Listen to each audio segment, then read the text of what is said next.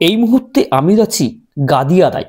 আর তোমরা এখন যে নদী দেখতে পাচ্ছ, এই নদী শুধু জলধারা নয়, ইতিহাস আর অনুভূতির স্রোত, যার নাম রূপনারায়ণ। পশ্চিমবঙ্গের পশ্চিম ও পূর্ব মেদিনীপুর জুড়ে সে বয়ে চলে। হাজার বছরের সংস্কৃতি, স্মৃতি আর মানুষের জীবনকে সাথে নিয়ে বয়ে চলে। সালতী নদীর স্রোতধারা যখন মিলিত হয়, তখন জন্ম নেয় রূপনারায়ণ। ছোট্ট ছোট্ট গ্রাম, সবুজ মাঠ, মাটির গন্ধ এবং মানুষের প্রতিদিনের সংগ্রাম ও হাসির পথ ধরে সে এগিয়ে চলে।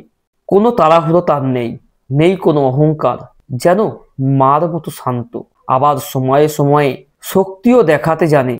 রূপনারায়ণ নদী শুধু প্রাকৃতিক সম্পদ নয়, এ এক জীবন্ত হৃদস্পন্দন, জেলেদের জীবিকা, কৃষকদের আশা এবং নদীর তীরের মানুষের প্রতিটা দিনের পথ চলার সঙ্গে জড়িয়ে আছে এর নাম। নদীর জলে সকালবেলায় হাওয়া মিশে যায়, আর সেই বাতাসেই মধ্যেই লুকিয়ে থাকে জীবনের সহজ সৌন্দর্য।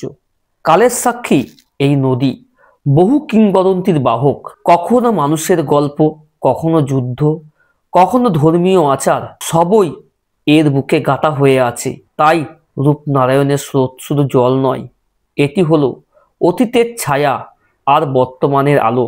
দুপুরের আলোয় রূপনারায়ণ শান্ত, সময় যেন থমকে দাঁড়ায়, কিন্তু স্রোত চলতেই থাকে একই ছন্দে।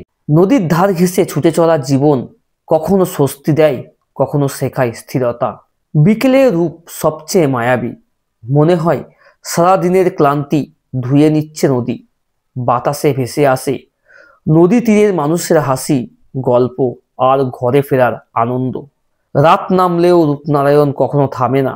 অনন্তকাল ধরে সে এগিয়ে যায়, সময়ের মতো, জীবনের মতো।